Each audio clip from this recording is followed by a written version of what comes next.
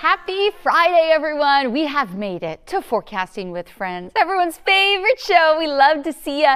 Thanks for joining us. So it's been a very busy week. I mean, we were monitoring Hurricane Milton that did make landfall not yesterday, but the previous night.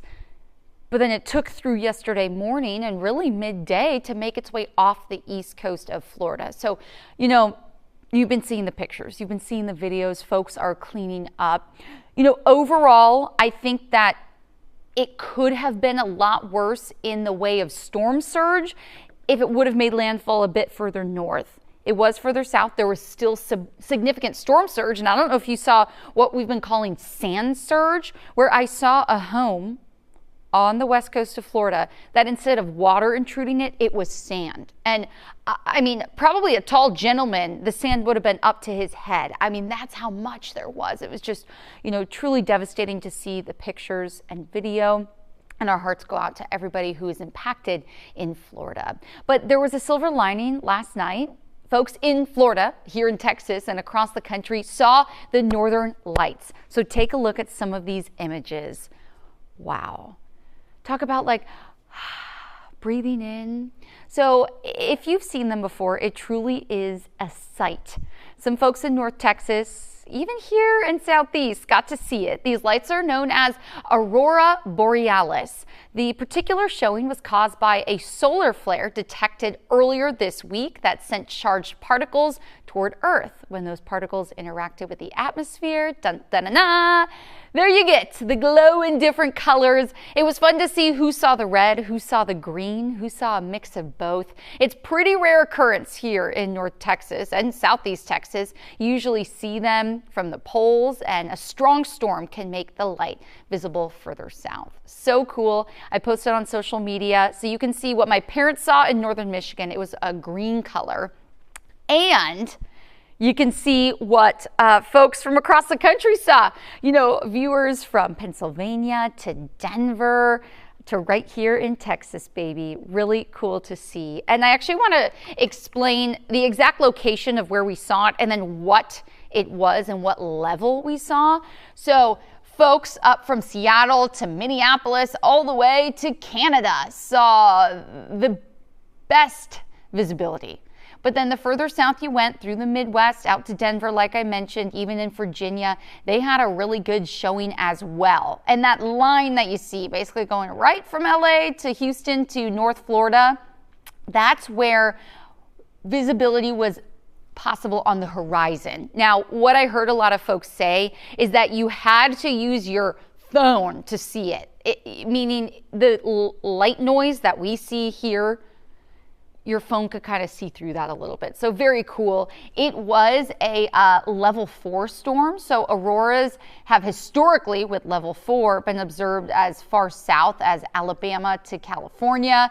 But like we saw, even some folks in Texas and Florida got to see it. So very, very special. Please share your photos with us. But I'm going to take the next few minutes to go through your football forecast because, hey, everybody's excited for some football. You can just sit down, have a beer, some popcorn, a hot dog.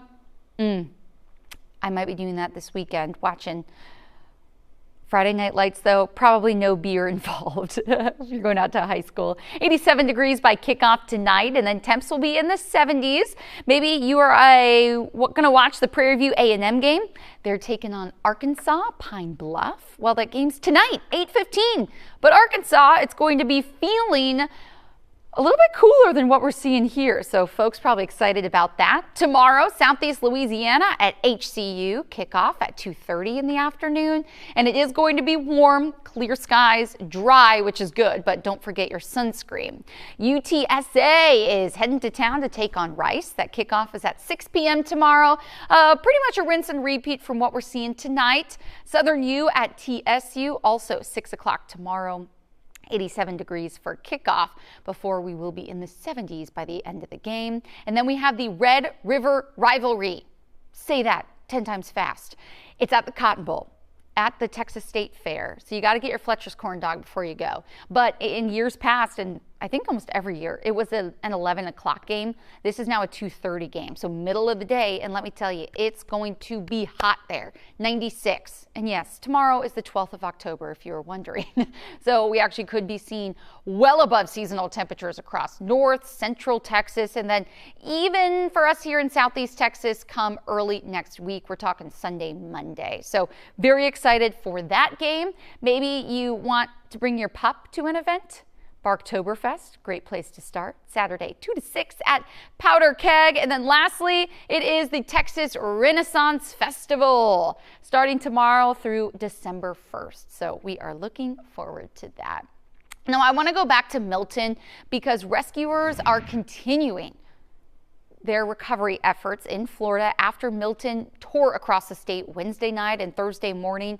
Unfortunately, as of this morning, at least 17 people have died and millions still without power. Residents are now left to pick up the pieces. This is home and it's gone. Home is gone. So home ain't home no more. It just breaks my heart to hear that. This comes just 2 weeks after Hurricane Helene left devastation across several states. Federal officials say that there is still money available to help with storm victims with immediate needs, but more funding will be needed for long-term recovery efforts. We'll take a closer look at some of those efforts when we talk to one of our Fox News reporters, so stick with us in just a bit. But I want to take you out to this video where officials did perform hundreds of rescues in the wake of Hurricane Milton. One of them was a man 30 miles off the coast of the Gulf floating on a cooler. I mean, could you imagine just floating in a lake, let alone the Gulf where a Category 3 storm is heading toward you? So this was the deal. He was on a fishing boat that became disabled on Wednesday. So right before the storm hit. The man contacted the Coast Guard before Milton made landfall, but actually lost contact. The Coast Guard was eventually able to spot him and airlifted him to safety. Oh my goodness. Just terrifying stuff. I'm so glad he's safe. And Walt Disney World, SeaWorld, and Universal Orlando reopened their gates today. The park was shut down Wednesday ahead of Milton's arrival. However, park operators say some special Halloween events will not be offered at this time, and some parks might not be functioning just because of, potential damage as the northern edge of that storm did roll through. Now, the Astros Foundation continues its relief drive for victims of Hurricanes Milton and Helene today. Actually, you have only about an hour left. It ends until noon. That's at Minute Maid Park. Our very own Ruben Dominguez was there. And what you do is you drive up, open your back trunk, and folks are there to help pick up water, non-perishable food items, toiletries, cleaning supplies, diapers, wipes, dog food, generators, mops, bug spray. I mean, these are just some of the options. They want it new, though. They're going to hopefully fill up 3 semi-truckloads of that. And they had an event yesterday. Ruben was mentioning that it was a good turnout, but they need more people. So it's one of those deals. Run to Costco. There's probably a Costco nearby. Their water, I think it's a 40-pack, is $3.99. That's cheaper than getting the 24-pack at Kroger or H-E-B. So run to one of those big box stores, Sam's Club. Pick it up. Maybe you can pick up some diapers. Any little thing will help. We know what it's like. We went through Beryl, and Houstonians have historically gone through so many storms and systems, and we are Houston strong, and we want to help folks who are impacted. This is a really great way to know that you won't get scammed. Because, we have a story coming up from our very own Heather Sullivan where people think maybe they can donate to something and the money doesn't go to where they want it to. This is a great way. Your water will go to those impacted. And remember, we mentioned that we'll be speaking with one of our Fox News reporters, and we have Connor Hansen live again. He is in Tampa, and he's actually been standing on some rubble from a building. The facade just completely tore down. So, Connor, how is the mood in Tampa? We've been watching cars kind of drive behind you today, but do spirits feel up now, or is it just total focus cleanup mode?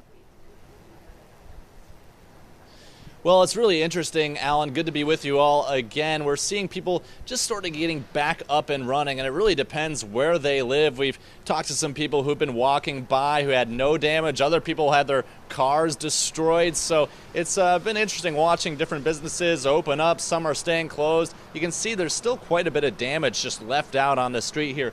Bricks all over the place where that hurricane wind actually blew the facade clean off the top of this old brick building here. And we've seen other damage like that, street signs, street lights still on the side of the roads. This is going to be a while, but as you know, there's still so much damage still going from coast to coast of Florida. Truly devastation as people wait to get back into their homes. Yeah, you know, it breaks my heart to see. We've lived in Florida and gone through a ton of these storms. So I know we talked about some of the difference of the storms, but what do you think is going to stick with most with folks in Tampa and the St. Pete area? They didn't really get the storm surge, but is it just the flooding in their neighborhood that they were most concerned about? Well, it really runs the full gamut here. A lot of people had power outages still in some parts of St. Pete. You saw that intense wind ripping panels of the roof of Tropicana Field clean off. A massive construction crane got knocked over, so it seems like the wind really was a major problem there too, on top of all that rain and flooding. And I think the flooding could be more of an issue closer to Central Florida, where we both used to live. Now in Polk County, we saw washouts or sinkholes just wiping the ground clean out from underneath homes.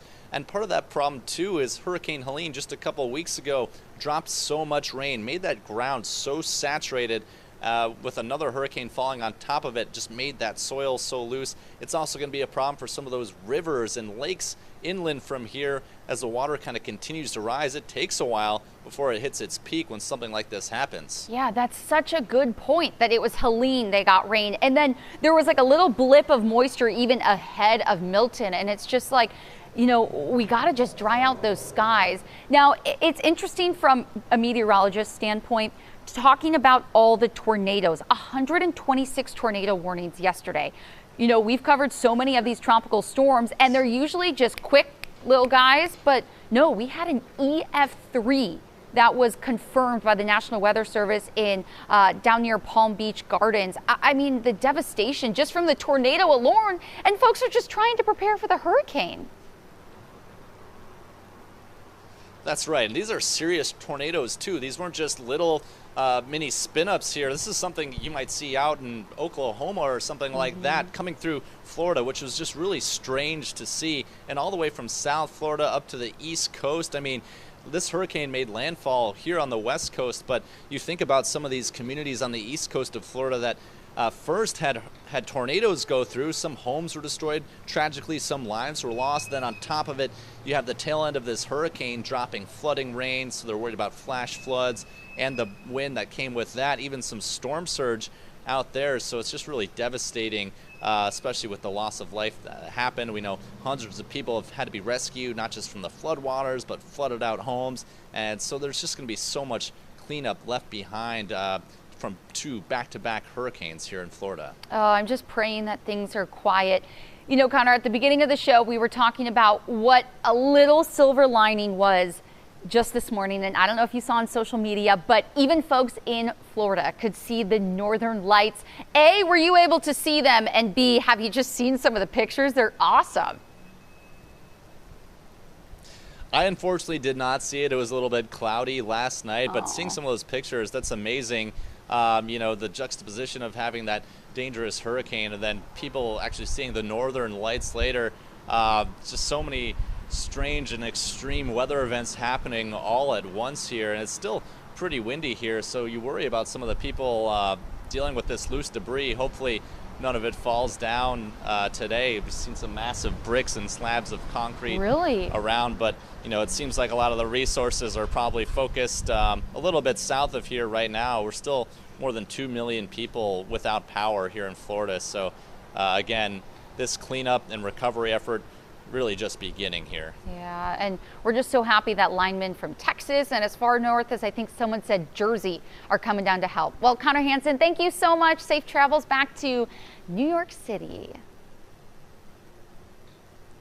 Thank you, Allison. Good to be with you. Well, we love having Connor on our show. And, you know, it's just difficult to see that, just like Connor was saying, that, you know, folks that got hit the hardest, that's where the resources will go to first. And I think that, you know, folks maybe inland, it's going to be difficult for them to clean up. And especially just thinking about insurance costs, back-to-back hurricanes, major hurricanes at that. And, you know, what does that do? Are people going to be able to afford it? I just feel like there's so many questions, and it's difficult because even just with us moving here, seeing the difference that, you know, costs really have gone up in Florida. So our hearts and prayers go out to everybody who is impacted. And, you know, Houstonians, there are many ways to help. Again, the Astros Foundation, I think, is the best way to kind of, you can know where your money is going, and just hopefully we can help all those folks. Now, we are going to head things over to break, and on the backside we're actually going to talk about Helene, because, you know, that was 3 weeks ago, but folks there are still in the dark, and it's going to take a long time to clean up after them. So we'll get a report from North Carolina in just a few.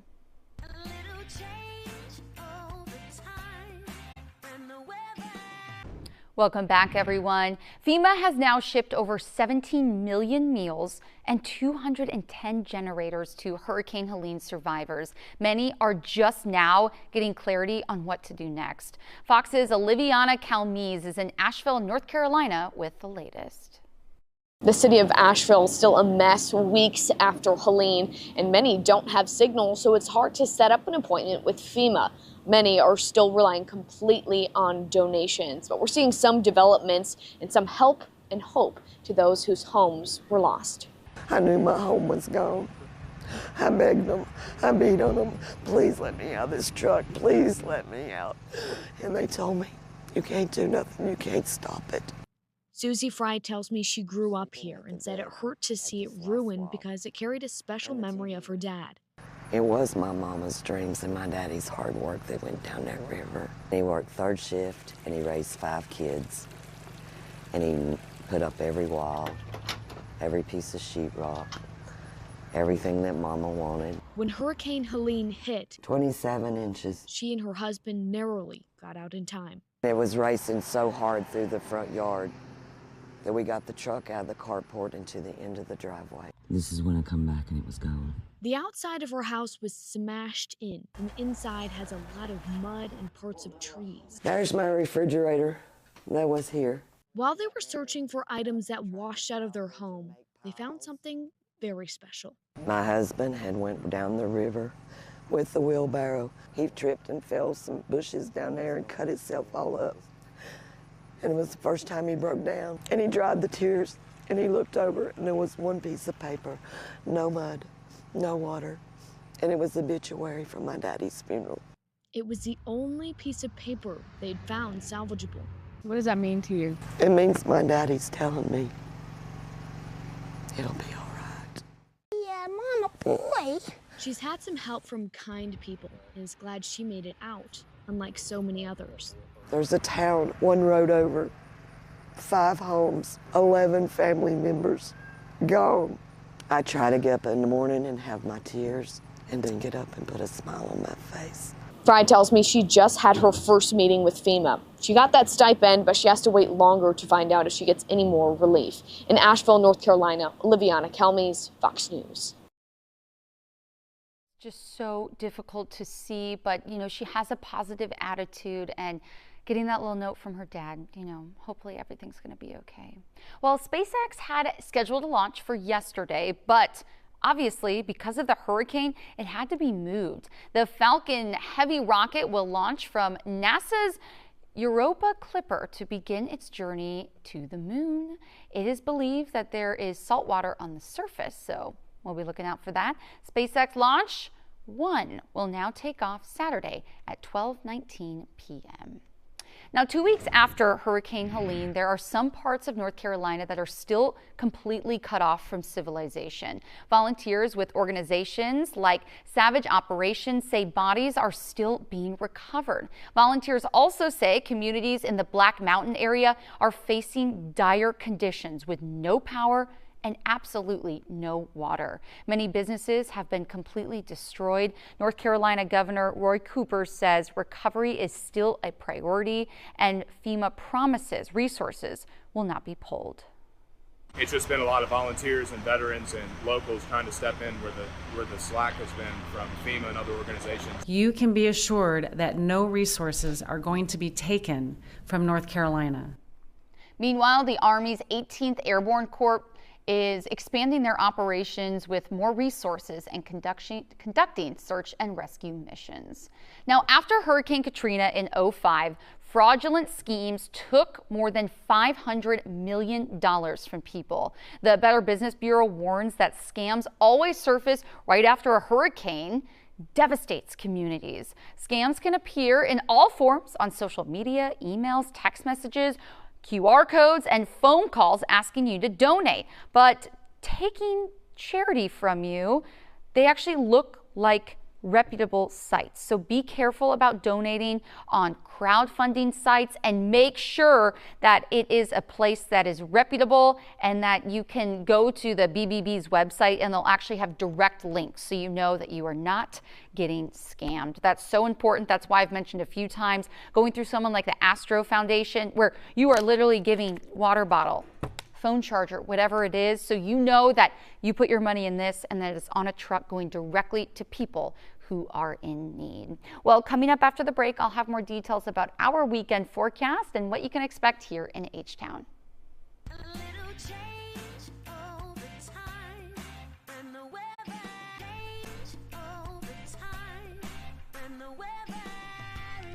Welcome back, Houston. Boy, it's beautiful out there. Clear skies, not a cloud out there. Low humidity. Hey, we'll take it. When dew point values are in the 50s close to noon, you know the humidity's low. 43% relative. Double thumbs up on that. 83 degrees right now. Not much in the way of wind, though. I will say if you're in the shade, it's not going to feel all too bad, but actual temperatures will be rising today. Likely in the low 90s once again. Yesterday in Houston, we hit a high of 92. So I'm saying we'll be close to that, maybe a degree below. But all in all, not going to make a difference because we're not talking high humidity. So we love that. 88 degrees in League City today, 86 in Freeport, and low to mid-80s on Galveston Island. I want to take you out to our futurecast over the next few days, though. Not much happening in our skies, and honestly, don't expect rain anytime soon. But here is a front in North Florida come late this weekend. It is going to take most of Monday and sweep across our viewing area by Tuesday. Now, don't expect an immediate cool down. Yes, we'll be a little bit cooler come Tuesday, but it's really Wednesday and Thursday, where afternoon highs will be close to 80, if not for some folks in the upper 70s. But before that, we got to get through a hot Sunday and Monday. We will be in the mid 90s, so up to 95 degrees to start next week. And folks that live in Dallas could be seeing the upper 90s. So yes, it's short-lived, and we have this front ushering in some nice, beautiful weather. Can't wait for sweater weather here in H-Town. Have a good weekend, guys.